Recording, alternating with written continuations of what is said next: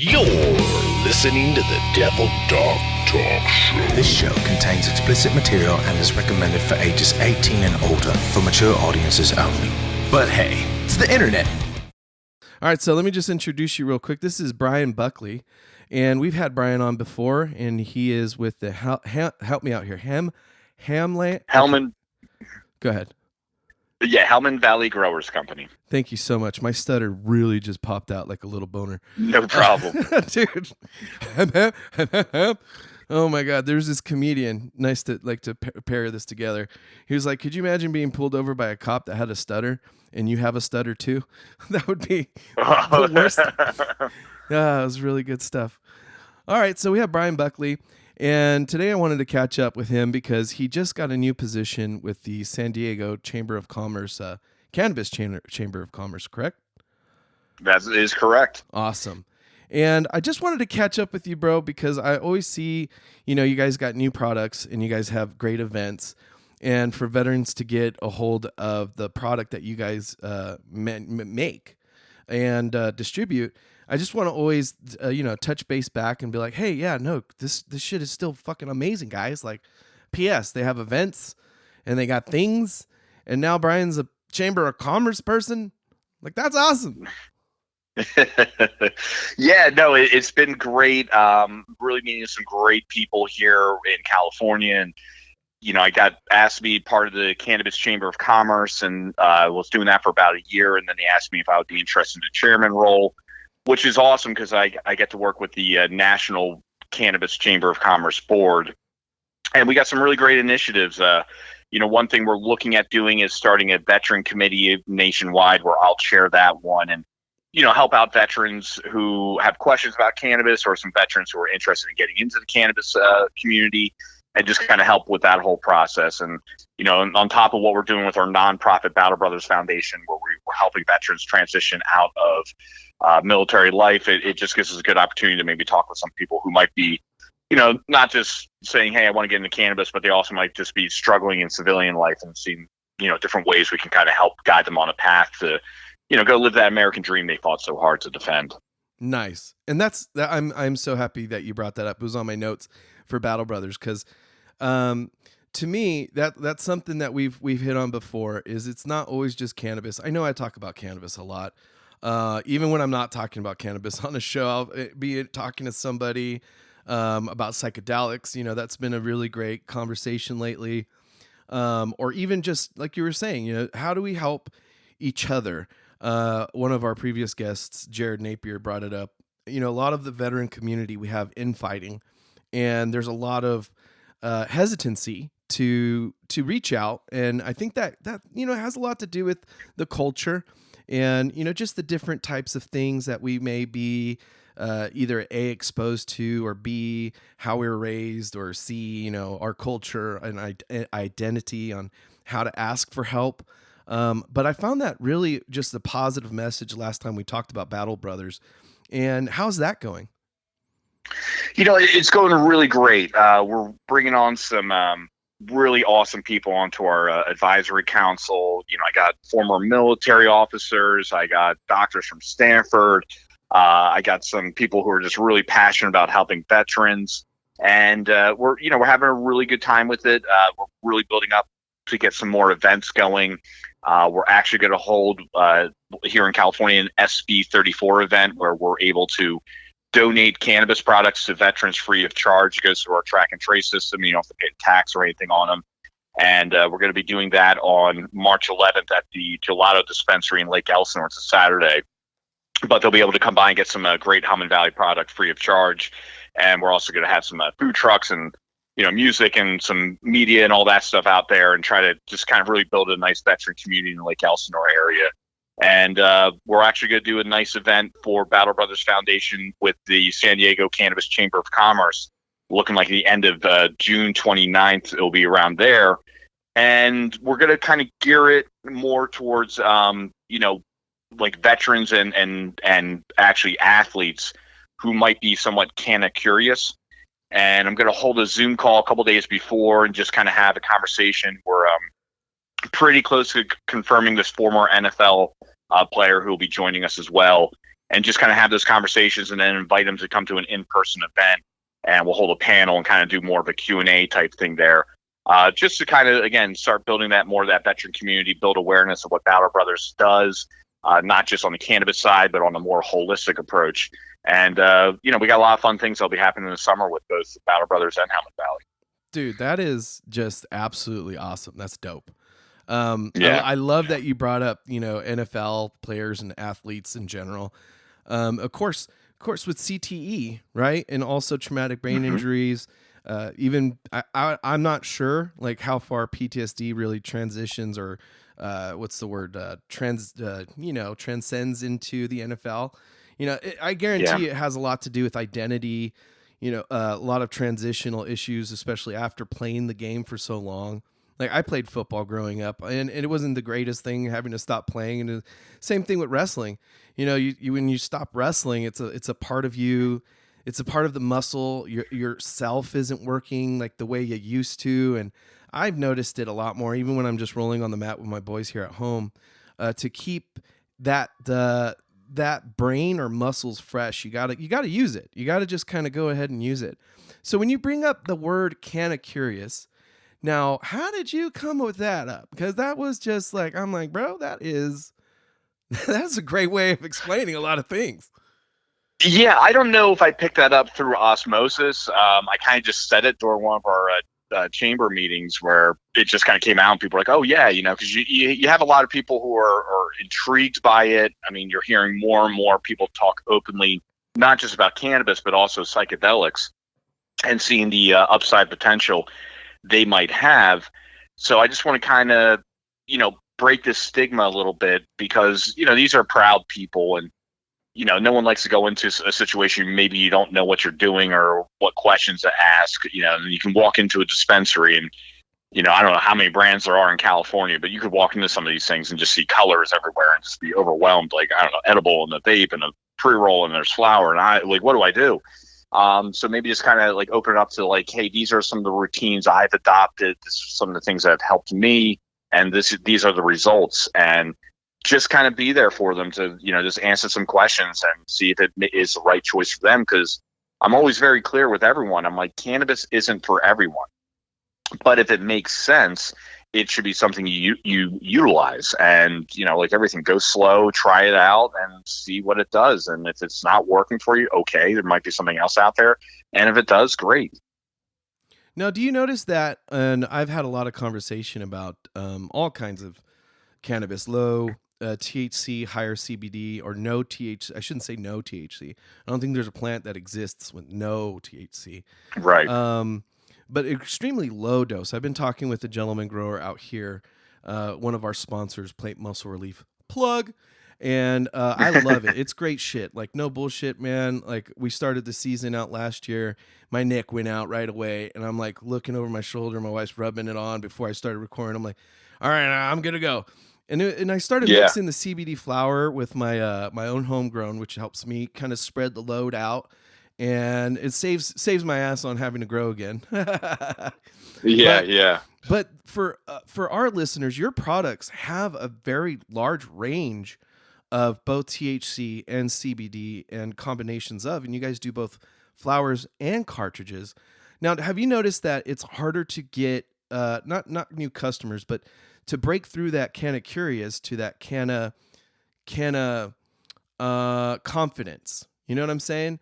Like, to really break through, what type of introductory stuff do you guys have available in the lower range, or something, like even if it's a cartridge, what type of products are you guys creating nowadays? Yeah, so it's a little more complex kind of an answer. It's the only kind of questions I ask, bro.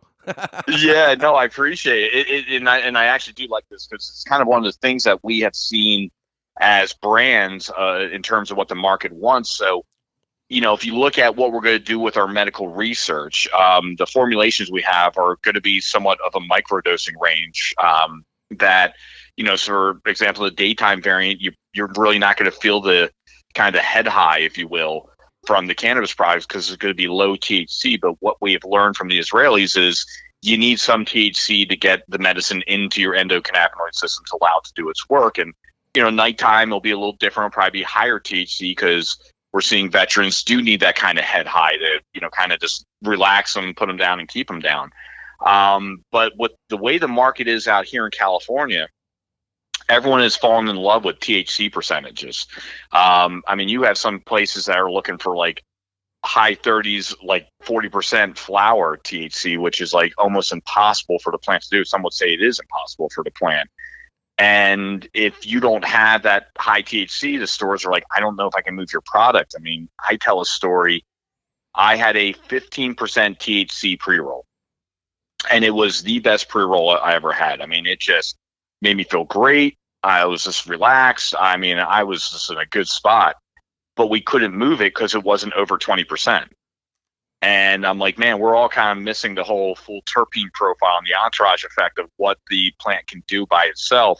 Now we got to start cranking it up with a little bit more THC, and that's what people want. It's almost like beer. Like, well, if I go in there and it has 8.7% volume, I'm going to get more drunk, because everyone's like, the higher THC, the more high I'm going to get.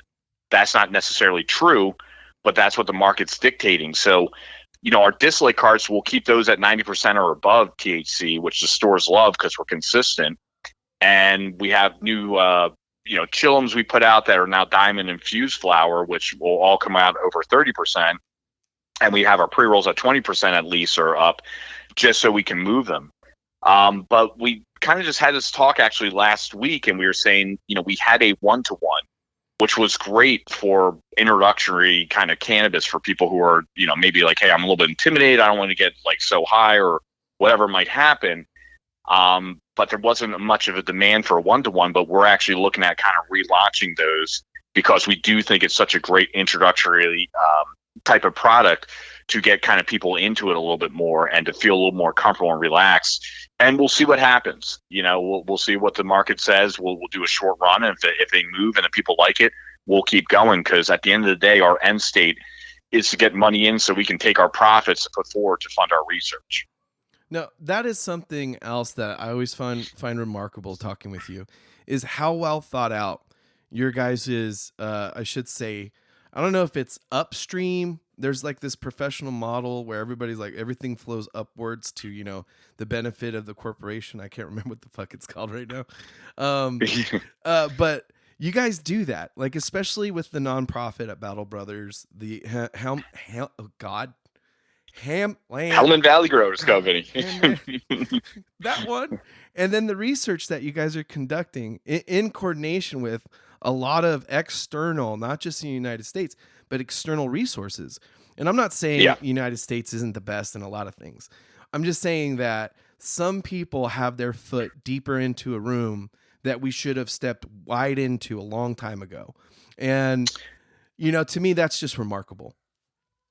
Oh, I appreciate that. And it definitely has been an upstream kind of battle. I got one friend named Blue who's runs a show called Cannabis Talk 101, and we were having this conversation last month where we're kind of talking about, like, you go into these stores and you're trying to explain what you're doing and kind of the long play here, and how, by us being victorious in what we're doing, not only are we going to help save the lives of some veterans, but it would be good for the entire cannabis community, because arguably we would make medical cannabis federally legal, and that would open up the door for a lot of things. Now you don't have to get numerous licenses in different states. You might just be able to transport everything out of one state into other states, like a regular commerce would be.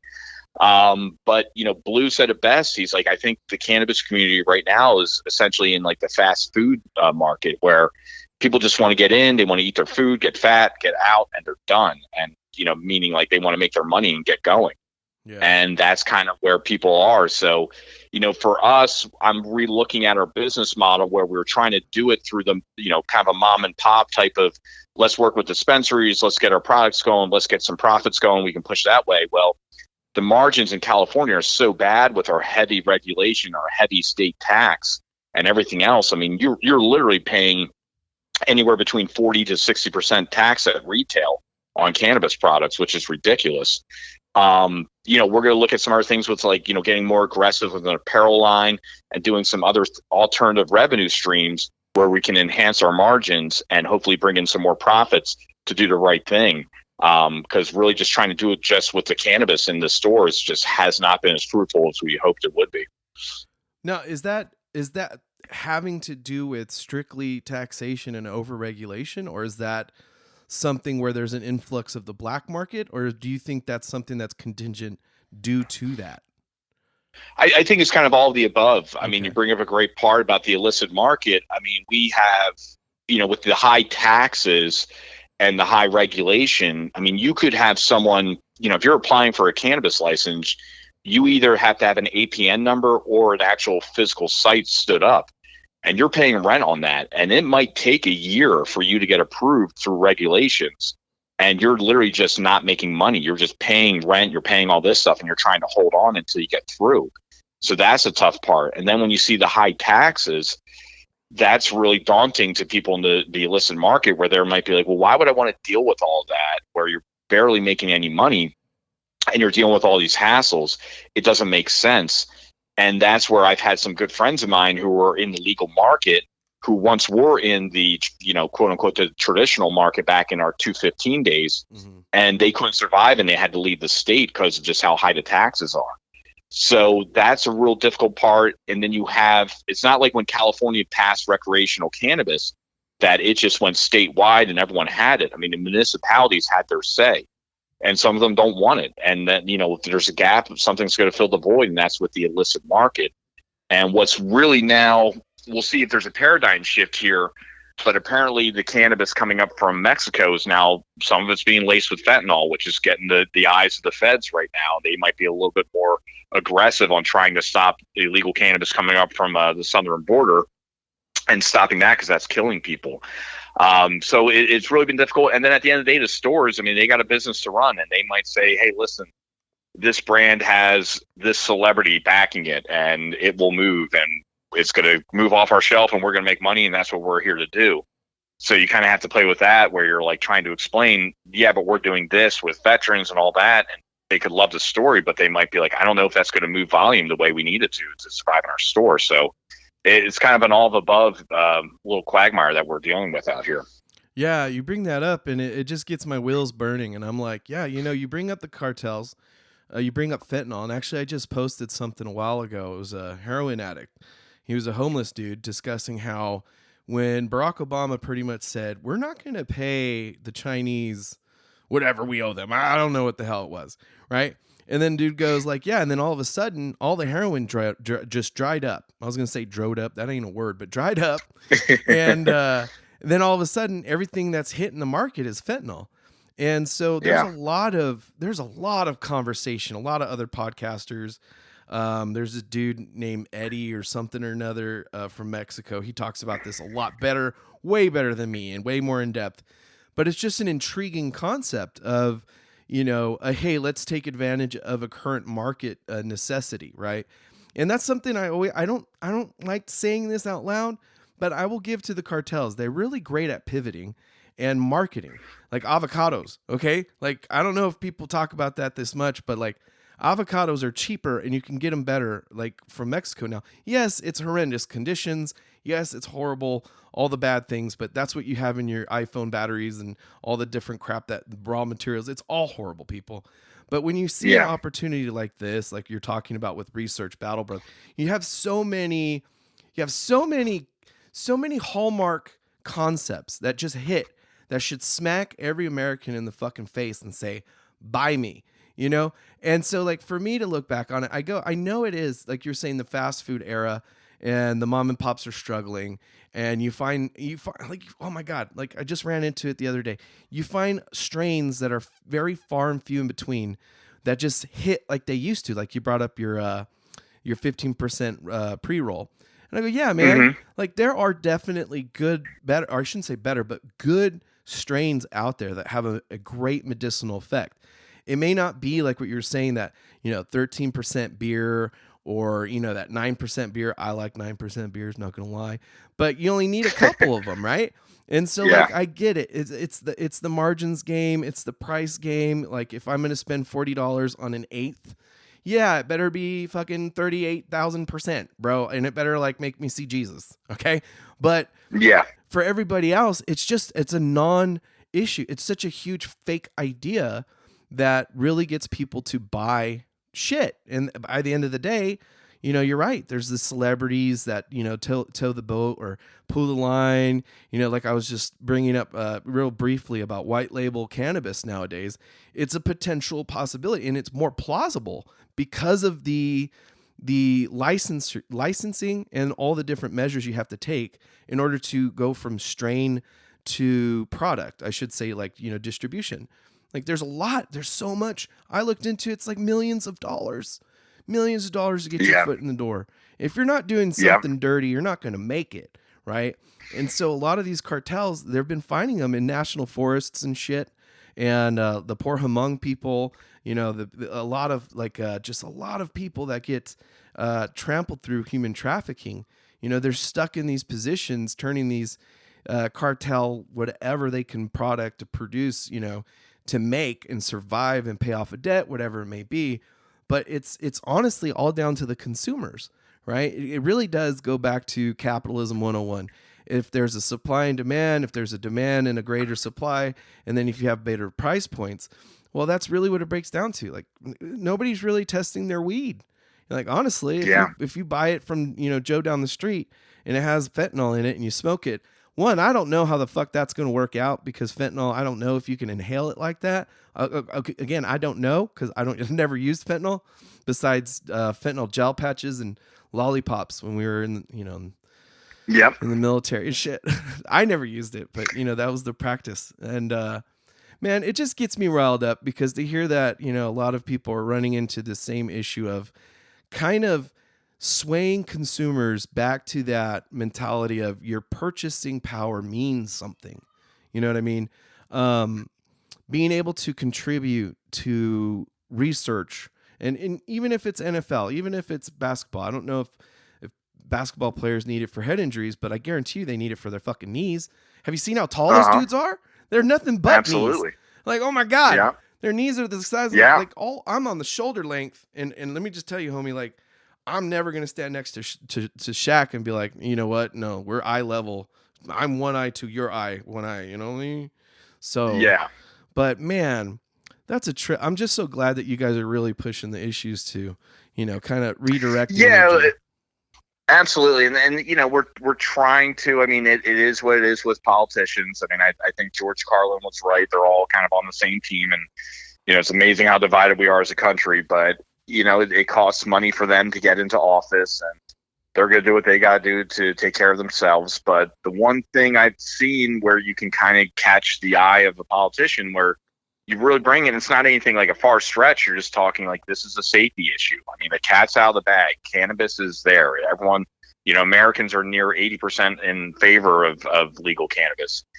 But if you kind of have these heavy taxes, heavy regulations, you're just inviting the illicit market to take advantage of that. And to your point, they will not put their products through third-party state testing, and you have no idea what you're putting in your body, which could ultimately lead to your demise. And that's when a politician's like, oh, and it's like, yeah, that's a big deal. So, maybe if you kind of look at things and have a little bit smarter of a tax structure, a little bit smarter regulations, more efficient, you would invite these people in, and we would have a better, more understanding, safe product going out there, and not having anyone, face death. And, especially too here in California, where it's a unique state in the way with when Prop 215 passed in 1996, and it was pretty much a gray bill. I mean, you're setting up a non-profit collective where if you had a certain amount of patients, you could grow a certain amount of product to supply them. And then you were putting it into these kind of non-profit stores, and they were kind of doing what they were doing. Well, when the Prop 64 passed, you basically had all these kind of quasi-legal shops that are still operating, and consumers won't know if they're going to a legal or an illegal shop. I mean, I asked a city council member up in Los Angeles a couple years ago, I'm like, how many illegal shops do you think you have in the city of Los Angeles? And he's like, man, I got no idea. He's like, but I'll tell you this, there's more of them than there are Starbucks. And that's a problem, where people are still going to these shops or think they're buying the right stuff, and they don't realize they're in an illegal shop. but yet their prices are so much better because guess what? They don't have to pay all the taxes. So people just kind of will go into those places. And then if they get caught, the penalty is not that stiff for them. I'm not sure the exact dollar amount, but the joke is, it's like they get busted on a Monday, they open up on a Friday down the street, and they're back up and operating, and they'll keep going for a little while. Yeah. In my small town, I've seen that happen more than I care to discuss openly, actually, because, pursuing thing after the MUA Act hit, and I should say it hit, and then it took a little while for the effect, right? But the button up, the buttoning up of a lot of the mom and pop shops, and like you were saying, these non-for-profit or not for profit, was it dispensaries, like the medical patient standard, right? I honestly believe we lost a big opportunity when we went to the AMUA Act, but under the guise of everybody gets to use it, yay, and to me, I think that was a bit of oversight on the population, ourselves, of course, like everybody else, right? Every bill that's up for voting, nobody's going to research, nobody's going to read into it, nobody's going to look at the lobbyists that are pushing it through. Like, I get it. Everybody's got to, hope to get something going in their Monday through Friday life, right? And when this era, the new era of living standards, thanks to and I can't say it because I've had YouTube videos be taken down already because of the word. The thing that caused a lot of people to become ill, both physically, mentally, and things that created an opportunity for politicians to provide mail-in ballots and whatnot in the past 3 years. Hint, hint. I noticed that it was, bro, I got in trouble. I was like, what the fuck? I can't afford this shit. P.S. I will totally change the way I speak if people let me to continue speak. You know what I mean?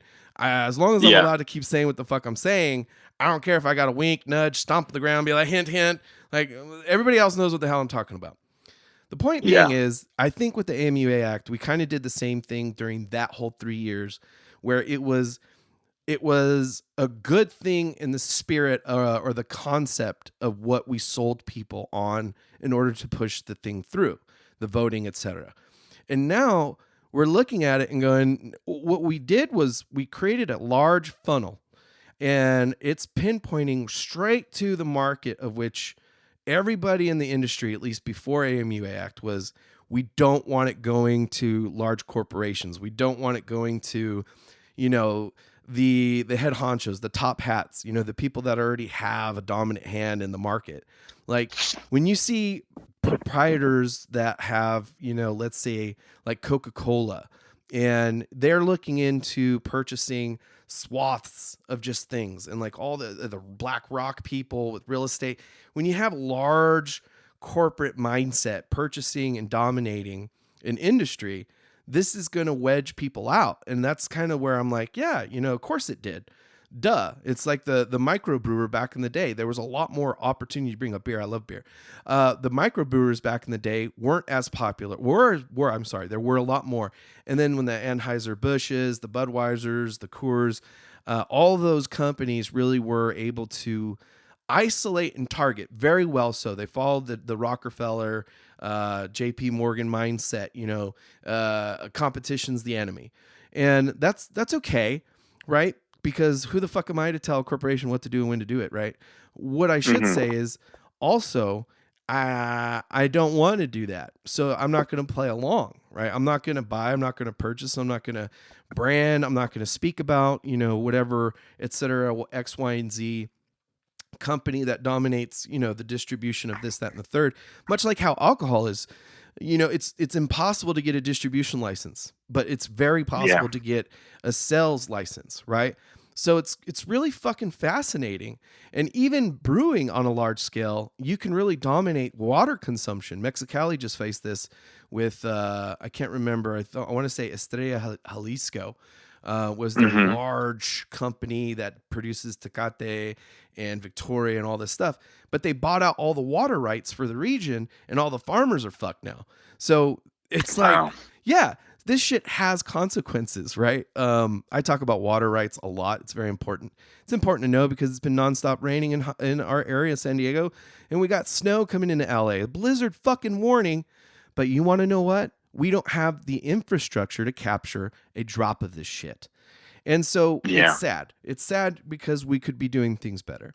To tie it back into the Chamber of Commerce, the Cannabis Chamber of Commerce, are these kind of the big talking points that you guys have? Is not only creating a better environment for, the entrepreneurial side, the research side, but also the agricultural side. Is that a big conversation as well? Yeah, we're absolutely and that's one of the points I mentioned earlier about having a veteran committee, and we want to have these, different kind of unique things like a cultivation committee and manufacturing and distribution and dispensary committees. I mean, that's one thing I'm pushing for. And I'll get back to your agriculture side, but even a dispensary committee where I've talked to a couple shops who are very interested, basically hey, let's all work together to make sure we're not having that race to the bottom, that all of a sudden these brands kind of run out. We kind of have to readjust our market. It doesn't, kind of shock anyone at that point.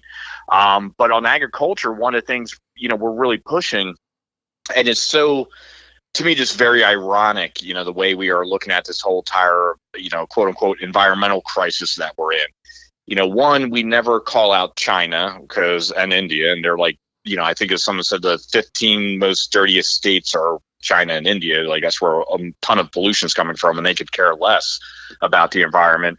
But then you look here in California where, it's so hard to do outdoor grow. So you have to do everything pretty much on an indoor level. And now you're using all that electricity and power, and that's making a bigger carbon footprint than it needs to be, where it's hey, guys, if you could just loosen some regulations and open up some more outdoor growth, things of that nature, just think how much that would reduce energy costs, reduce the energy grid, because we're going to have those issues here in California. They're already calling it. I mean, heck, as ironic as it sounds, they're telling people to stop buying electric cars because they don't know if the power grid can support them. That's hilarious. But these are things where we're all kind of talking about, where it's I feel like we have children telling us you're bad, the environment, stop driving your car, stop doing this. And you kind of look at them are you even thinking this one out all the way? Hey, we all get there. We should transition to some alternative power if it makes sense, but we have to get there in a smart and meaningful way. And you guys are kind of talking out one side of your mouth and saying something different out the other side of your mouth without realizing it.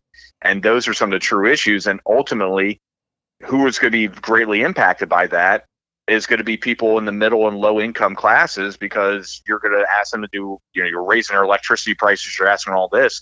There's so many things down the river that are being impacted by your heavy regulation that you don't even realize what you're doing. Yeah. And that's where you kind of want to say, people in politics, maybe you guys should have some sort of a business knowledge before you guys come out and start making all these kind of outrageous laws. Yeah, I couldn't agree with you more, man. Honestly, you bring up power, you bring up the grid. Something that's happening, we're looking into buying solar panels, and they're literally about to de-incentivize. There you go.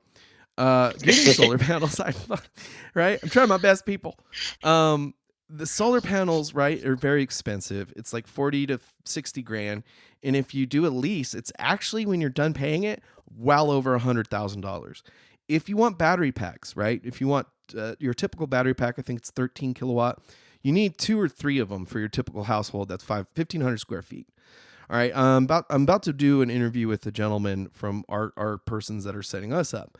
And the reason why is because they're moving this bill. And I can't remember the name of the bill. Y'all can listen in later.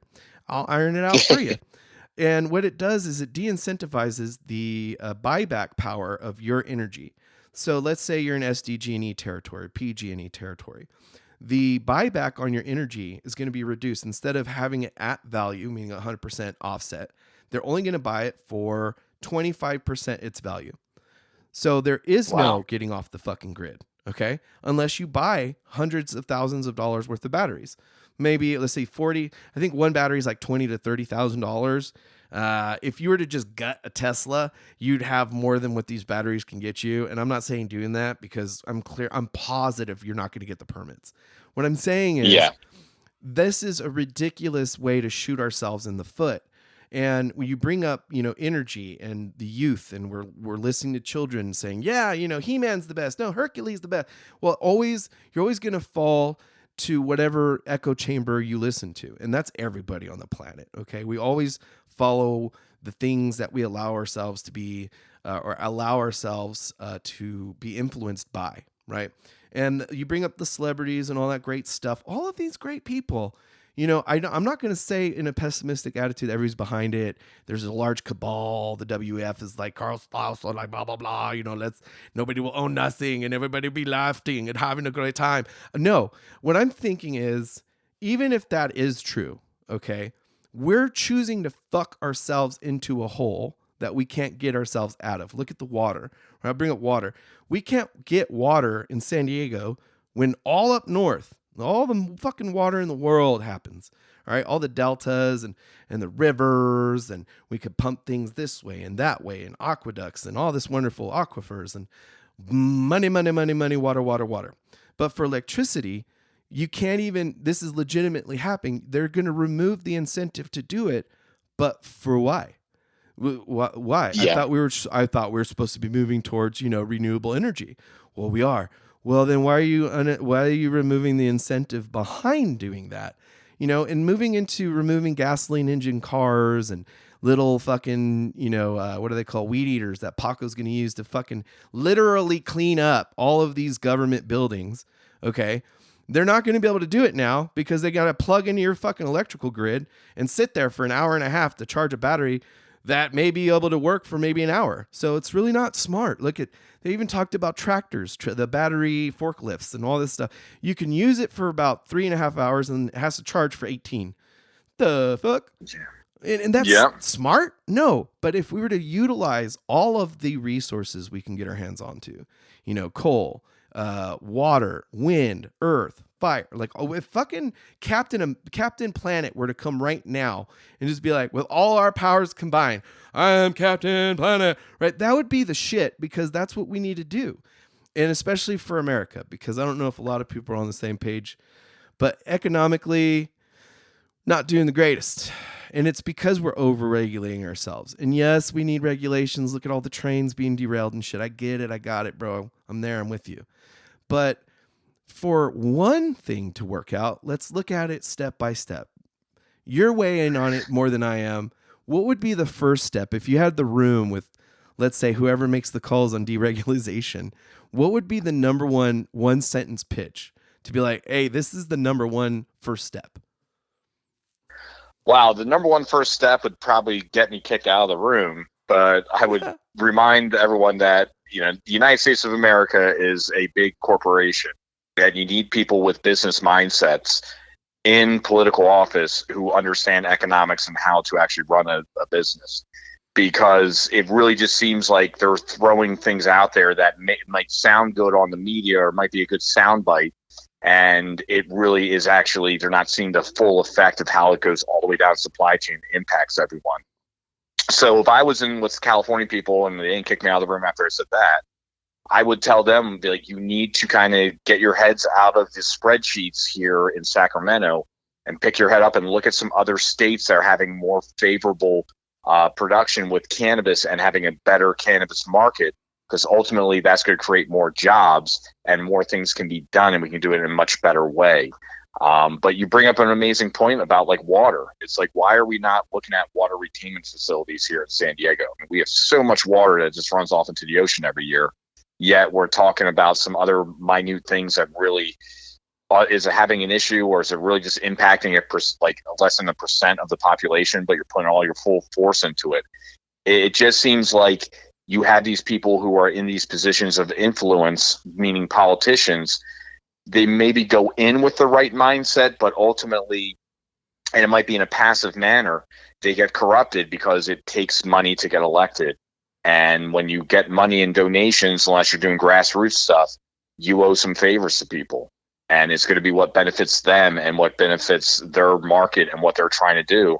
And they're just playing for themselves at that point. So it kind of really is a little bit of a broken system where you kind of really wish, and it will never happen, that we had some sort of term limits where you could just kind of recycle people and get some people who were actually out in the ground and living it and feeling it and having understanding and kind of go in and share their ideas and maybe making some improvements. I mean, just imagine if you had some people who were deep in cannabis and they got elected and they could kind of actually have some power and actually influence and do some good things. It could really change the whole market in a whole different positive way. and could really flourish and change people's lives. You know, you bring that up, and I think of Warren Buffett. I was going to say Jimmy Buffett, but that was the wrong Buffett. Little Margaritaville. Oh yeah, go on. No shoes, no shirt, baby. So he said, if you were to get it to where politicians have the incentive of performance, and I'm summarizing this shit. He said it way better. Of course, it's Warren Buffett, right? If you incentivize performance and outcomes, and I'm not even going to say set term limits, because term limits are usually there because of piss poor performances and outcomes. And if you were to be able to hold people accountable for piss poor performances and outcomes, there wouldn't be any issues, especially in politics. And the main reason why is, could you imagine if you voted to restrict X, Y, and Z, and then TUV happened, right? And legislatively, you were accountable and judiciously accountable. Your personal assets, yourself, your own ass can go to jail, right? For piss poor performances. And to kind of, tag onto that, another gentleman produced a meme or a video, a really, I call them both all the wrong things. And what it said was, there's like, of this number, would you think it's the NFL or the NBA? And it says, like 43 charges of assault, 400 charges of, delinquent payments. Like 100 people can't even qualify for a credit card. And he goes on to these statistics, and he goes, "Would you think NFL or NBA?" And this sounds a little racist, not gonna lie, but at the end of the day, guess what he says? He goes, "No, this is Congress. This is the people that are running the country." All right. And we as normal folks, I'm a normal guy. If you have delinquent anythings, it's a pain in the ass. You can't get away from the phone call. You can't and in the military, we used to call this a security clearance risk. Okay. So, come on. Like, how could you have people in a position of authority that's literally unchecked, doing things that could, you get, like you said, corrupt very easily. Like a favor for a favor for a favor. By the end of the day, you're knee deep in somebody's pocket. And you're right. To get reelected, you'll move and shift and do things in certain ways. This happened in Monterey, I think in the 70s. And this is why California has such horrible water regulations. Was the lobbyist groups and the majority owners of a specific aquifer. And the way this broke down and all this long story bullshit story long, was they ceased operations of downflow of water, and they would refill their banks, because they call it a bank instead of an aquifer, and sell that to Los Angeles. And Los Angeles would over purchase and had rights to X, Y, and Z. Now that makes sense if Los Angeles was still the orange capital of the country, but it's not, and it hasn't been for quite some time. And even our small town here in Valley Center, to purchase for an acre foot of water, I think it's $1,500. So talking to our sponsor, Nick Care, and talking to a lot of other growers just in the area, because he's CBD, he can grow in San Diego County, which is difficult if you're in an unincorporated area. And what you're saying, it forces you in-house, and it forces the higher electricity bills, etc. It's $1,500 per acre foot of water. And I don't know how many times you got to do that per cycle or per grow, whatever it is, but that just sounds outrageously high, Yeah.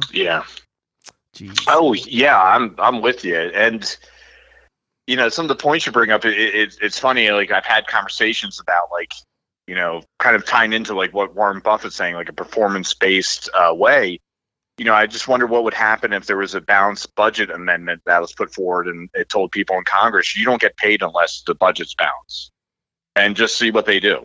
At that point, they have no choice. Like, you're not going to get your money, you're not going to get your vacation time, all that stuff, unless the budget's balanced. And unfortunately, I think, I'll give a really good writer, and he's a CNN contributor, a guy named Michael Smerconish. He wrote a really interesting article probably like a month or two ago, and it was just talking about how we're getting, not so strong candidates are being elected, And he said, he's like, listen, I can go R and D on all these, but he's like, let's maybe use Herschel Walker as an example. It's like, was he that strong? Was he that qualified? I don't know. Maybe not. What experience did he have and certain things you're looking for? But it's a team sport now in politics that you're just more worried about is there a D or an R at the end of their name, and that's the way you're going to go vote. Even that guy in New York who I think is telling stories about his graduations or schools, or he worked at Goldman Sachs or something, and it wasn't true. And people are going, oh my goodness, I can't believe we allowed someone like that get elected. And I'm like, well, who also lied about their college degrees and what they did in law school is President Biden back in the 80s. He said he had 3 degrees. He didn't. He said he graduated some high rate in his class. He didn't. He was on the bottom half, and he didn't get scholarships to law school. And that's why he got tranched out in the 80s. But no one seemed to care about that when re-election time came up. So I care. You're going to kind of, well, I think we all should care. It's like, and I'm like, I tell people my political party, it's called America. I don't care if you're a Republican, Democrat. I think you all have your issues. I just kind of want what's best for America. And that's where, I think if you really want to get to the root of how do we solve these problems, people aren't really looking into the issues as much. They might look into an issue that's important to them, but they're not taking a more holistic approach of like what would be better for all of us in terms of like this person goes in, what do they stand for on education, business, this, that, not just maybe your little hot topic subject. And then they're going, well, hey, they're a Democrat. Oh, hey, they're a Republican. I'm voting for them just because that's who they are, and I don't want the other side to get someone in there. I mean, it's just that crazy where we're going to keep kind of spinning our wheels, and who knows what happens because, again, you will never defeat the United States of America head on. The only way you can beat America is by dividing us. And I think, going back to China, I think they're playing a long game with us. I think they've manipulated us. And I think they're just having their way with us where we're all more looking inboard at each other versus not seeing everything outside, and we're kind of ripping ourselves apart. Yeah. And you know what? Bringing up like the whole intelligence side of warfare, right? Read Sun Tzu, The Art of War, listeners. I know you have, the majority of you, right? And the reasons why is because there's a lot to learn from all of it. And of course, I'll always throw in the Bible, throw in the Quran, throw in the Bhagavad Gita, throw in the Torah, throw in all the books you could possibly get to learn about people, right? And learn that when you deal with people, if you don't have, I'm not going to say the ignorant word, which is altruism, because that doesn't really exist intrinsically. It may, and I think that's the problem with a lot of our culturalistic differences, of course, from generation to generation, the naivety, the identity, the disillusionment we all go through as we get older, etc.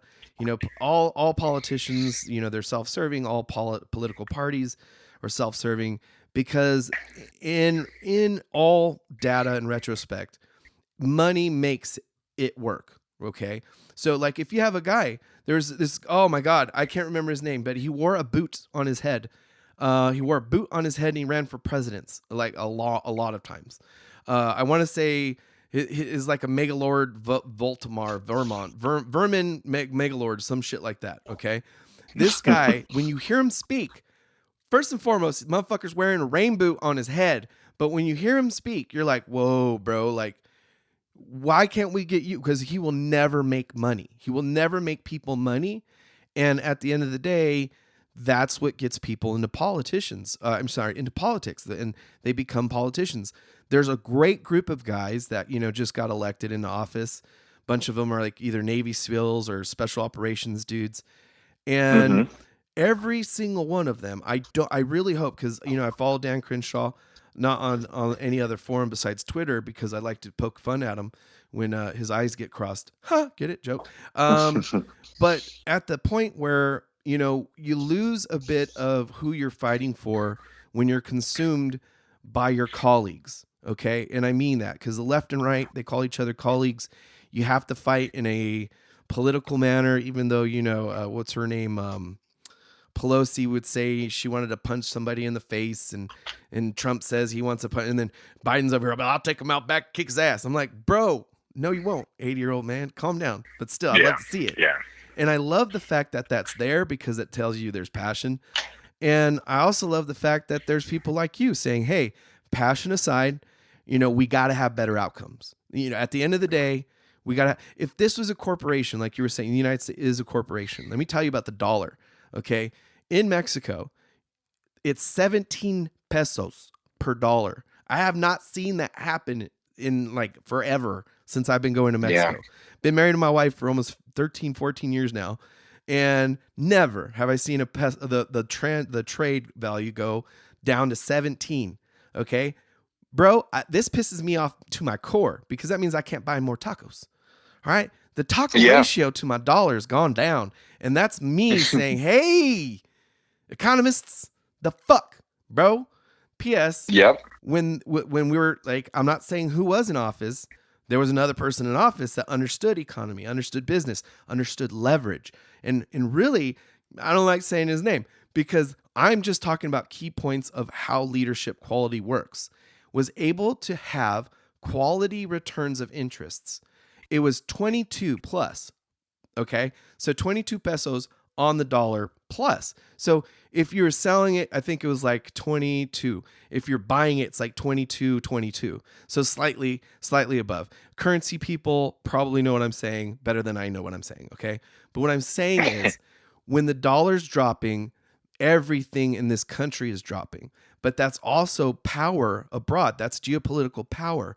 And, I was just watching Reacher, the TV show on Prime. Really great show. Looking forward to season 2.